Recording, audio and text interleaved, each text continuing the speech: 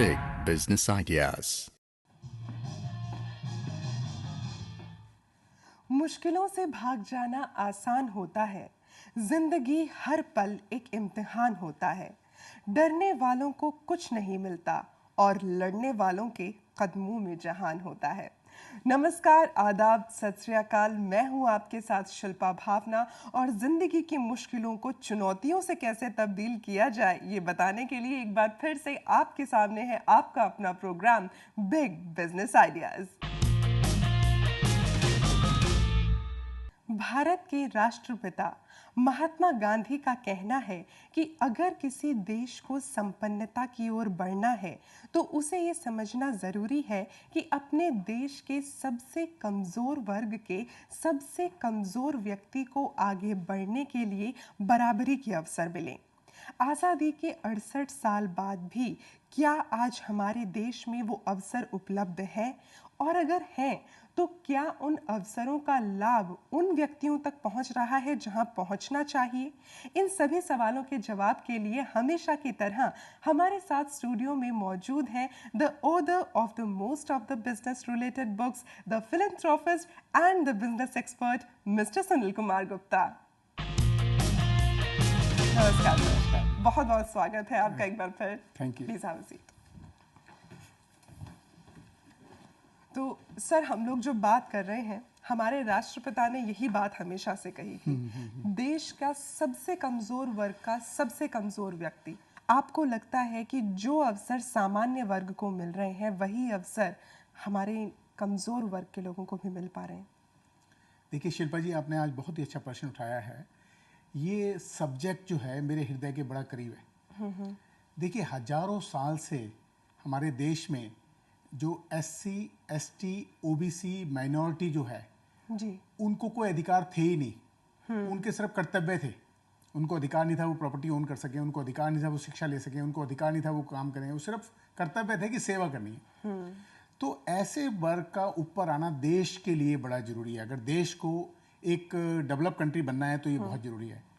तो उसके लिए मैं आपको बताना चाहूंगा कि हमारी भारत सरकार ने देश में 6 अपेक्स बॉडी बनाई थी, हैं अभी भी 6 अपेक्स बॉडी हैं, जिसको हम बोलें तो national scheduled caste finance and development corporation, national scheduled tribe finance and development corporation, national OBC finance and development corporation, national minority development and finance corporation, national सफाई कर्मचारी finance and development corporation, national handicap finance and development corporation. तो ये जो national body है, apex body है हमारी 6, ये funds देती हैं अपनी चैनलाइजिंग एजेंसी को। जो चैनलाइजिंग एजेंसी होती है वो स्टेट गवर्नमेंट की होती है, और जो स्टेट गवर्नमेंट की एजेंसी होती है उसमें सेंट्रल गवर्नमेंट के नॉमिनी भी होते हैं, स्टेट गवर्नमेंट के नॉमिनी भी होते हैं, क्योंकि स्टेट को पता है अपने स्टेट में कहाँ कितने कैसे लोग हैं। और ये 35 जो बॉडी हैं ये intern SC, ST, OBC, minority और हैंडीकैप जी, उन सब लोगों को फाइनेंस करते हैं। और यदि आप देखें तो ये 5 कैटेगरी को अगर हम मिला लेते हैं जी, तो दिल्ली की अगर पॉपुलेशन के हिसाब से देखें तो लगभग 80% यही लोग हैं। तो 80% लोग हैं जिनके कैटर करने के लिए ये एजेंसियां बनी हुई हैं। बिल्कुल। उसके लिए वो अपना कोई भी बिजनेस शुरू कर सकते हैं उस फाइनेंस के साथ, या कोई एजुकेशन लेना चाहें वो ले सकते हैं। हाँ, इसके लिए क्या किया था कि ब्रॉड लेवल पे जो हमारी ये 6 अपेक्स बॉडी थी, इनके कुछ सिस्टम है। इन्होंने 5 ब्रॉड कैटेगरी बनाई थी जिसमें लगभग सब कुछ कवर हो जाता है। जैसे कि पहली इन्होंने कैटेगरी बनाई थी कि एग्रीकल्चर और उससे एलाइड प्रोडक्ट जो भी हैं उनको लोन मिले और उससे संबंधित कोई भी व्यवसाय करें। दूसरी इन्होंने बनाई थी स्मॉल बिजनेस, किसी भी तरह का छोटा मोटा व्यवसाय आप करना चाहते हैं। तीसरी इन्होंने कैटेगरी बनाई थी कि जिसमें आप टेक्निकल और प्रोफेशनल कोई कोर्स करें या कोई व्यवसाय करें, उसका ट्रेड करें। और चौथी इन्होंने बनाई जो हमारे आर्टिजन है और जो हमारा ट्रेडिशनल ऑक्यूपेशन है हमारे देश में बहुत सारे लोग करते हैं उसके लिए। और पांचवी और आखिरी स्कीम इनकी थी जिसमें कि ये सर्विस सेक्टर को कवर करते हैं और ट्रांसपोर्ट को कवर करते हैं। तो इस तरह से 5 ब्रॉड कैटेगरी बनाई सब थी। कवर हो जाते हैं, सब कवर हो जाते हैं, जिसमें कि अपेक्स बॉडी बहुत सस्ते ब्याज पे इनको चैनलाइजिंग एजेंसी को देती हैं और इसकी मॉनिटरिंग दोनों मिलकर करते हैं और देश में इन सब लोगों को लोन मिलता है। जी, आपने अभी हमारे साथ बात की थी कि कुछ हमारी एपेक्स बॉडीज होती हैं और कुछ जो चैनलाइजिंग एजेंसीज होती हैं वो स्टेट में ट्रांसफ़र हो जाती हैं। जी। और जब हम अपने देश की बात करते हैं तो राजधानी जो है हमारा, ये इसका एक बहुत बड़ा रोल प्ले करती है इन चीज़ों में। तो इसीलिए आज हमारे साथ एक गेस्ट भी आए, तो मैं चाहूँगी उन्हें भी हम यहाँ सेट पर मौजूद कर लें, अपने साथ यहाँ उन्हें आमंत्रित कर लें। जरूर। आप दर्शकों के साथ हम ज़रूर शेयर करना चाहेंगे कि जो मेहमान आज हमारे साथ इस डिस्कशन में शुमार होने वाले हैं वो हमारे देश की राजधानी दिल्ली में बसे हुए सभी कमजोर वर्गों को उनके व्यवसाय, शिक्षा या जीवन में आगे बढ़ने के लिए प्रोत्साहित करने वाली मैजिक वॉन्ड यानी कि जादू की छड़ी है। हमारे साथ हैं the managing director of Delhi State Financial and Development Corporation for SC, ST, OBC, minorities and handicapped person. We have with us with Mr. Narendra. Most welcome, sir. बहुत बहुत स्वागत है सर आपका। नमस्कार। Please have a seat. नमस्कार। Welcome sir. देश की राजधानी की जब हम बात करते हैं, स्पेशली यहाँ पर जो कमज़ोर वर्ग हैं, क्या वाकई जो आप लोगों की पॉलिसीज़ हैं, जो फ़ायदे आप लोगों को देना चाहते हैं, उन तक पहुँच रहे हैं या कहीं कुछ कमी है? जी, मैं आपको ये बताना चाहूँगा, हमारा ये मानना है कि जब तक हम कमज़ोर वर्गों को वित्तीय पोषण नहीं करेंगे वो आगे नहीं बढ़ सकते। बिल्कुल। क्योंकि आज तक जो बैंकिंग सेक्टर है, फॉर्मल बैंकिंग सेक्टर, वहाँ तक इन लोगों की अप्रोच नहीं हो पाती है।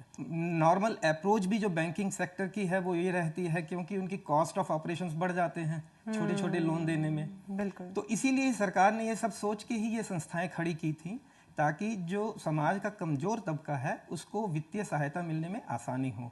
बड़े बड़े राज्यों के अंदर तो अलग अलग वर्गों के अलग अलग एजेंसीज हैं, पर दिल्ली चूंकि यूनियन टेरिटरी एक छोटा सा कॉम्पैक्ट एरिया है जी, इसीलिए हमारा एक ही कॉरपोरेशन जो है ये सभी एपेक्स संस्थाओं के साथ जुड़ा हुआ है। ओके। क्योंकि यहाँ पर अलग अलग संस्थाएं खड़ी करना फिर इकोनॉमिकली वायबल नहीं है। हमारे यहाँ पर जो अभी हम जो वित्त पोषण कर रहे हैं, इसमें हमारी दिल्ली सरकार की अपनी एक योजना भी है, वो है दिल्ली स्वरोजगार योजना। ओके। इसके तहत 5 लाख रुपए तक का लोन दिया जाता है और इसके लिए जो अलग अलग एक्टिविटीज हैं, मैन्युफैक्चरिंग के लिए भी दिया जाता है, ट्रेडिंग के लिए भी, सर्विस सेक्टर के लिए भी दिया जाता है। ओके। अब हम लोग जो एक कमज़ोर वर्ग की बात कर रहे हैं, चाहे हम SC, ST, OBC की बात करें या मिनॉरिटीज़ की बात करें, उसके साथ एक वर्ग ऐसा है जिसके बारे में like when we see those people तो कहीं ना कहीं दिल में एक ममृता आ जाती है, हृदय हमारा भर आता है। उनके लिए भी कुछ होना बहुत ज़्यादा ज़रूरी है। हम बाहर निकले, ऐसे कुछ लोगों से बात की है, आपको दिखाना चाहेंगे। मैं ओटला सेंटर में जब मैं छोटी सी, मैं जब से यहाँ पढ़ रही हूँ, पैरल फोटोकॉपी फाइल मशीन चलाता हूँ, काम करती हूँ और ब्यूटिशियन का काम करती हूँ। मेरे पापा, मम्मी, भाई, बहन, हमारे दादा दादी, सब पूरी फैमिली हेल्प होते हैं। जहाँ मैंने वो काम सीखा, जहाँ पे तो चलनी भी आती है, सारा काम मैं चल लेती हूँ यहाँ पे, और सब सीखता हूँ, प्लस माइनस के मनी कॉन्सेप्ट सीखता हूँ। जेब में भी जाती हूँ, मोती जेब में जाती हूँ, बाहर भेजते हैं वहाँ दी हूँ, और सामान निकालता हूँ, पानी की बोतल भरता हूँ और बर्तन रखता हूँ और थोड़ा सा खेलता हूँ। और कुकिंग का और डिटेस्टर स्केचिंग भी करती हूँ। मैं आगे जाते अपना फेस बनाना चाहती हूँ। बच्चों की बात चाहता हूँ, पेंटिंग सीखता हूँ, ड्राइंग सीखता हूँ। मैं बड़ा हो गया आर्टिस्ट बनना चाहता हूँ। छोटा सा छोटी सी आशा, चांद तारों में सोने की आशा।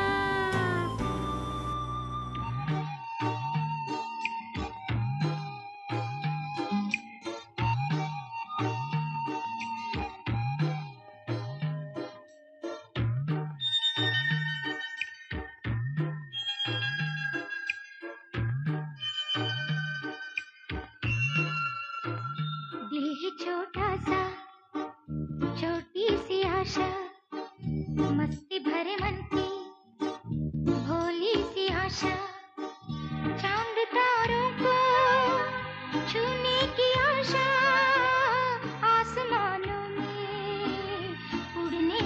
आशा, दिल ही छोटा सा, छोटी सी आशा, मस्ती भरे मन की भोली सी आशा, चांद तारों को छूने की आशा, आसमानों में उड़ने की आशा, दिल ही छोटा सा, छोटी सी आशा, मस्ती भरे मन की भोली सी आशा।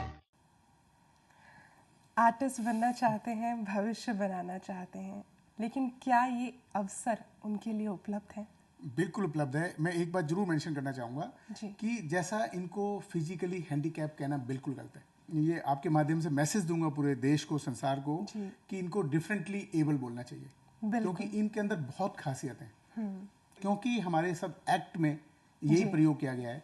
जैसे जितने भी ये चैनलाइजिंग एजेंसी हैं, इनके एक्ट में लिखा हुआ है हैंडीकैप, तो हमें शब्द बोलना पड़ता है। भारत सरकार की जो एक अपेक्स बॉडी है, वो अपेक्स बॉडी सिर्फ इन्हीं के लिए है।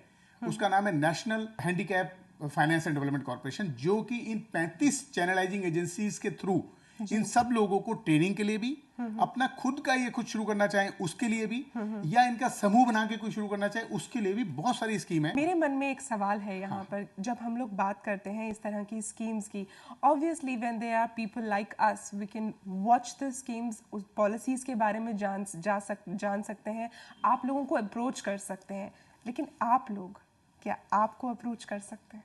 बिल्कुल बिल्कुल, ऐसा है। हम अवेयरनेस कैंप्स भी लगाते हैं, और दिल्ली के अंदर अभी हम प्रोग्राम बना रहे हैं। अलग अलग कॉन्स्टिट्यूएंसीज में हम अवेयरनेस कैंप्स लगाएंगे।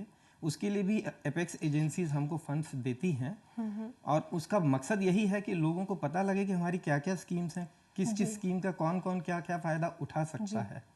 और इसके अलावा हम पैम्फलेट्स बना के छाप के वो भी हम अपनी योजनाओं की जानकारी देते हैं, और समय समय पर हम एडवर्टाइजमेंट्स भी इशू करते हैं, एप्लीकेशंस मंगाते हैं लोगों से। जो ट्रेनिंग किया हुआ है, जैसे NSIC है, national small industry service centre, वो अपने अलग अलग ट्रेनिंग कोर्सेज चलाते हैं। उन पे आप जाके देखिए, बहुत अच्छे अच्छे उनके कोर्सेज है। छोटी छोटी औद्योगिक इकाइयां लगा सकते हैं, और वो उनको अपना प्रोजेक्ट रिपोर्ट बनाने के लिए भी सहायता देते हैं। थोड़ा एंटरप्रेन्योरल डेवलपमेंट ट्रेनिंग भी देते हैं। 3 महीने का कोर्स है। तो इस तरीके का जो कोर्स किया हुआ अगर कोई आता है हमारे पास, वो हमारे लिए ज़्यादा अच्छा है, क्योंकि वो अच्छी यूनिट सेटअप कर सकता है। फिर दिल्ली के अंदर एक और हमको फ़ायदा हो गया। पहले इस तरीके की एक्टिविटीज़ को हम लोन देने में थोड़ी सी दिक्कत ये थी कि म्यूनिसिपल अथॉरिटीज़ लाइसेंस नहीं देते थे, पर अभी चूंकि म्यूनिसिपल लाइसेंस खत्म ही कर दिया गया है, तो ऐसे में जो हाउस होल्ड इंडस्ट्रीज है, जैसे सुनील जी ने बताया कि ट्रेडिशनल क्राफ्ट्स हैं, जैसे दिल्ली के अंदर जैसे ये चप्पल उद्योग है, या जो लेदर एक्सेसरीज हैं, इस टाइप के जो यूनिट्स हैं, इनको हम अगर प्रोत्साहन दे तो एप्लीकेंट के अलावा और लोगों को भी रोजगार मिल सकता है। तो हमारा आइडिया यही है कि हम इस तरीके के भी रोजगार हम प्रोत्साहित करें। और ये एक ही स्कीम नहीं, हमारे पास और भी कई स्कीम्स हैं। जैसे एक कंपोजिट लोन स्कीम है, जिसमें 1 लाख तक का लोन दिया जाता था। इसको हमने 2 लाख कर दिया है 1 लाख की जगह, ताकि लोगों अच्छा अपना काम अच्छे तरीके से कर सकें। लेकिन मैं इसमें एक बात ऐड करना चाहूँगा। देखिए, ये इतनी सारी स्कीमें हैं, अभी हमने डिस्कस किया, अपेक्स बॉडी हैं, इतनी सारी चैनलाइजिंग एजेंसी हैं, और इनका रेट ऑफ इंटरेस्ट भी जो अपेक्स बॉडी लेती हैं वो तो 2% से लेकर के 5-6% सालाना लेती हैं। तो जो चैनलाइजिंग एजेंसी है उसमें 1-2% एड ऑन करके 3% से लगभग लेके समझिए कि 5-6% लेती हैं। लेकिन क्यों नहीं सक्सेसफुल हुई? क्योंकि गारंटी, जैसे गवर्नमेंट सर्वेंट की गारंटी, या इनकम टैक्स पे की गारंटी, या मान लीजिए प्रॉपर्टी की गारंटी। मैं कहता हूं यदि ये तीनों चीजें इनके पास हैं तो इन्हें लोन की जरूरत ही नहीं है। यदि आपको इन स्कीमों को सक्सेसफुल करना है और देश को आगे बढ़ना है, तो आपको करना चाहिए नो गारंटी। क्योंकि गारंटी आप क्यों मांगते हैं? आपको डर है लोन ना मिले। इसका मतलब आपने स्कीम अच्छी तरह नहीं देखी उसकी। अगर आप उसकी स्कीम अच्छी तरह देखेंगे, उसको ट्रेनिंग अच्छी देंगे, तो वो क्यों पैसा खाएगा? मैं गुप्ता जी की, सुनील जी की इस बात से पूरी तरह सहमत हूँ। जहां तक मेरा पर्सनल ओपिनियन है कि ये गारंटी अगर हम खत्म कर दें तो इससे बड़ी बात नहीं हो सकती है, क्योंकि हम बात करते हैं इंक्लूसिव ग्रोथ की इस देश में। अगर आपको वाकई में देश में इंक्लूसिव ग्रोथ लानी है, उसके लिए आपको अपॉर्चुनिटीज क्रिएट करनी है और फैसिलिटेशन करना है। जी, ये है मुद्दा। नहीं, उनसे तो इसीलिए या तो सरकार पॉलिसी लेवल पे ये फैसला ले। जी, तो हम इस मुद्दे पे जरूर बात करेंगे, लेकिन उससे पहले हम एक छोटा सा ब्रेक ले लेते हैं। ब्रेक के बाद आपसे फिर मिलेंगे। देखते रहिए हमारे साथ big business ideas. India is one of the prime destinations for foreign investment. It's a very good idea. I think it can only help to improve the already strong relationship between Indian businesses and those from Europe. This is very good initiative. It will go a long way in developing relationship in India and European countries.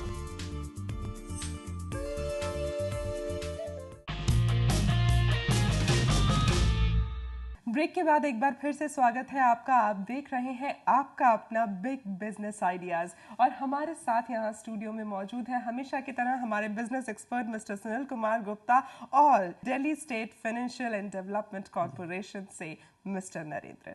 Sir, आपसे जब हम लोग अभी break पर जाने से पहले बात कर रहे थे कि मुद्दा हमारा वहीं पर आ जाता है कि चीज़ें कहीं ना कहीं सेटल नहीं हो पाती हैं, तो आपको क्या लगता है कि आज के समय में जब हम इन पॉलिसीज़ की बात करते हैं जो कि एक कमज़ोर वर्ग के लिए हैं, इनको जो इनका रीपेमेंट है, इनसे पैसा वापस लेना, क्या ये आप लोगों के लिए भी एक बहुत बड़ा चैलेंज होता है? जैसे मैंने आपको बताया था, इसके पीछे दो उद्देश्य हैं। एक, क्योंकि फंड्स लिमिटेड हैं, हमको जो फंड्स मिलते हैं लिमिटेड मिलते हैं, और हमको जो चैनलाइजिंग एजेंसी से फंड्स मिलते हैं हमको वापस रीपे करने पड़ते हैं उनको ब्याज के साथ। और अगर हमारा लोन कोई बैड हो जाता है, बैड डेट हो जाता है, हम रिकवरी नहीं कर पाते, वो हम ही को भुगतना पड़ता है, क्योंकि चैनलाइजिंग एजेंसीज को तो हमको 100% वापस करना पड़ता है। दूसरा, ये जो रिकवरी होके पैसा आएगा यही फिर रिसाइकल भी करना है, तो इसीलिए रिकवरी हमारे लिए एक इम्पॉर्टेंट इशू बन जाता है। और दूसरा जो इशू है इसके, दूसरा जो एस्पेक्ट है इसका, वो ये है कि अगर कल को रिकवरी नहीं होती है और ऑडिट ऑब्जेक्शन उठाता है, जो सीएजी की ऑडिट होती है, फिर वो अधिकारी नपता है किसने दिया था लोन, क्यों दिया था लोन, तो वो भी एक चीज आ जाती है। इसीलिए मैं कह रहा था, चूंकि अमाउंट बहुत छोटा है, जैसे गुप्ता जी बता रहे थे, मैं खुद इस बात को मानता हूँ व्यक्तिगत स्तर पर कि जब लाखों लाखों करोड़ हमारा आज एनपीए हुआ पड़ा है बैंकिंग सेक्टर का, तो उसमें अगर सरकार कुछ हजार करोड़ रुपया एक बार एक्सपेरिमेंटल तौर पे ही दे दे और उसमें रिलैक्स कर दे कंडीशंस, तो देखें कितने उद्योगपति निकल के आते हैं। Is it feasible, sir? नहीं, बिल्कुल फिजिबल है। मैं इसमें एक और ऐड करना चाहूंगा कि यदि आप पूरे संसार का और देश का डाटा देखें, यदि भारत सरकार की जो 6 अपेक्स बॉडी हैं, यदि वहीं से ये बात चले कि आप मैंडेटेड हो कि आप इनसे ना कोई गारंटी ले सकते हैं, मतलब मैंडेटेड नॉट टू टेक, मतलब कि जबरदस्ती भी नहीं ले सकते आप उनसे कोई गारंटी, ना गवर्नमेंट सर्वेंट की ना कोई और गारंटी, सेल्फ अटेस्टेशन भी उन्हें देंगे उनकी स्कीम देख के। उससे क्या होगा, अभी तक जो पैसा डूबता है वो इसलिए भी डूबता है क्योंकि उसमें दलाल आ जाते हैं। लेकिन यदि स्कीम में कुछ होगा ही नहीं तो सबसे पहले तो दलालों की एंट्री खत्म। डिजिटाइजेशन का जमाना है, व्यक्तिगत तौर पे आएगा, अपना थंब इंप्रेशन देगा, आधार कार्ड देगा, अपनी डिटेल देगा, उसकी फोटोग्राफी होगी, वहीं पे उसका एक कमेटी बैठी होगी जो उसका प्रोजेक्ट अप्रेज करेगी और उसको लोन देगी।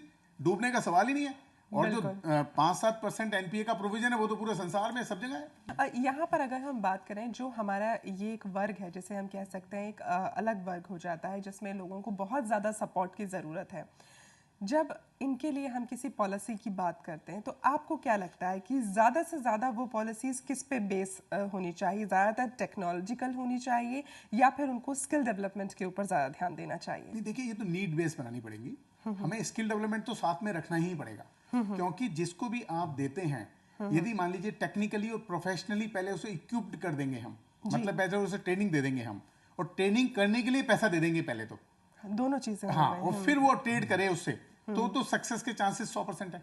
क्योंकि हर व्यक्ति चाहता है, हमारे देश का कम से कम हर व्यक्ति चाहता है कि वो अपने पैरों पे खड़ा हो, स्वावलंबी बने, पैसे कमाए, अपने परिवार का पालन भी करे और 4 लोगों का पालन करे। लेकिन जो स्कीम हमारी बनती हैं कहीं ना कहीं भारत सरकार लेवल पे या स्टेट लेवल पे, उसमें कहीं ना कहीं स्कीम बनाते हुए बाकी स्टेक होल्डर भी होने चाहिए, एज एन अपना पॉलिसी मेकर के रूप में। पॉलिसी मेकर में स्टेक होल्डर भी बताया ना, मुझे कैसे चाहिए, मुझे क्या चाहिए, और उसमें कुछ सोशल लोग भी हों, फिलैंथ्रोपिस्ट लोग भी हों, जो बताएं कि जी ये स्कीम का सक्सेस डिपेंड करता है स्कीम आपकी कितनी अच्छी है। पर अभी मैं आपको एक छोटा सा एग्जांपल देता हूँ। अभी जो जन धन योजना आई है और इसके साथ ये जो मुद्रा बैंक भारत सरकार लेके आई है, हजारों लोगों को इसमें रोजगार के लिए लोन मिला है। बिल्कुल। क्योंकि अगर देश का आर्थिक विकास करना है, देश के लोगों को आगे ले जाना है, तो हम सरकारी नौकरियों पे या प्राइवेट सेक्टर नौकरियों पे निर्भर नहीं रह सकते। बिल्कुल। अगर उस पे निर्भर रहना नौकरी पे, तो देश के अंदर हर साल 2 से 2.5 करोड़ लोग नए नौजवान आ रहे हैं जिनको जॉब चाहिए।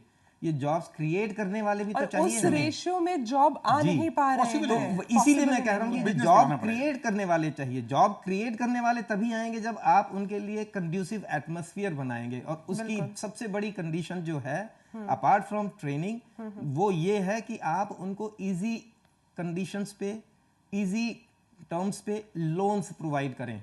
नरेंद्र जी ने मुद्रा बैंक की बात कही है, जो कि आज के समय में अगर हम देखें तो हमारी एमएसएमई सेक्टर को एक बहुत बड़ा बूस्ट देता है। तो मैं चाहूंगी कि आप इस मुद्रा बैंक के बारे में हमें कुछ बताएं। देखिए, मुद्रा बैंक तो बना ही माइक्रो यूनिट के लिए है। जैसे इसका नाम ही जो है वो माइक्रो यूनिट डेवलपमेंट रीफाइनेंस है, कि जो हमारे माइक्रो यूनिट थे जो किसी वजह से नहीं चल पाए, उनको रीफाइनेंस करें और नए यूनिट को फाइनेंस करें। इसमें एक और भी बहुत बड़ा स्टेप जो हुआ है वो है वेंचर फंड एक जो बनाया गया भारत सरकार द्वारा दलित एंटरप्रेन्योर्स के लिए। ओके जी। अब मैं ये कहता हूँ, अगर ये जितनी भी चैनलाइजिंग एजेंसीज अगर अपना सही काम करें, अगर मान लीजिए 1 लाख नए जो हम लोन दें मैन्युफैक्चरिंग सेक्टर में या सर्विस सेक्टर में, उन 1 लाख में से अगर 10% भी थोड़ा ऐसे निकल गए हैं जिनमें ग्रोथ का मादा है, आगे बढ़ने का पोटेंशियल है, तो उनके लिए ये जो वेंचर फंड है ये बहुत काम की चीज हो सकता है। बहुत काम की चीज, काफी स्केल अप हो सकता है उनकी यूनिट्स का, काफी स्केल। तो वेंचर कैपिटल जो हमें सरकार दे रही है, इसके बारे में आप कुछ बताएं, कैसे उसको हम अप्रोच कर सकते हैं? ये क्या है, वेंचर कैपिटल का मतलब है कि जब आप शुरू करना चाहते हैं तो कोई भी उद्योग हो, छोटा बड़ा कैसा भी हो, सर्विस कुछ भी करो, तो आपको कुछ कैपिटल अपनी लगानी पड़ती है। हाँ बिल्कुल। वो कैपिटल में भी सरकार योगदान देती है। अरे वाह, क्या बात। वो वेंचर कैपिटलिस्ट होती है। तो उसके लिए दलित के लिए अलग फंड है, और अदरवाइज भी बहुत सारी एजेंसीज हैं जो कि वेंचर कैपिटल को देती हैं। ये आप लोगों ने बहुत एक अच्छी बात बताई है, लेकिन कहीं ना कहीं लोगों के मन में तो सवाल है। हम कुछ लोगों से मिले हैं। देयर इज वन क्वेश्चन जो आप लोगों के सामने मैं जरूर लाना चाहूंगी, और चाहूंगी कि आप उसका जवाब जरूर दें, प्लीज। जो भी गवर्नमेंट की पॉलिसीज है उन्हें थोड़ा प्रैक्टिकल करने की ज़रूरत है। जैसे अगर हम बात करते हैं पीएम मुद्रा योजना है, that is basically to fund SME sector. अब उसमें उनका शिशु है, किशोर है, तरुण है, but right now the Shishu is only functional, और उसमें वो फंड करते सिर्फ 50,000। अगर आप आज की डेट में देखें 50,000 इज़ नथिंग, पीनट है। अगर आप जनरली एक रिक्शा वाला का भी देखते हैं तो उतना वो कैपिटल लगा के अपने पास से चल रहा है। तो 50,000 दे के गवर्नमेंट कोई मतलब बड़ा वेंचर या बड़ा सपोर्ट नहीं कर रही है किसी भी बिजनेस को। इट शुड बी लाइक कि आपका जो 5 लाख वाला है वो फंक्शनल कर लेना चाहिए, क्योंकि जो आपका किशोर है उसमें अप टू 5 लाख है। तो अगर आप 5 लाख अगर फंक्शनल करते हो तो एटलीस्ट मोर जो बिजनेस है उनको कैपिटल अवेलेबल होगा, वो और वर्कआउट कर सकेंगे। तो जो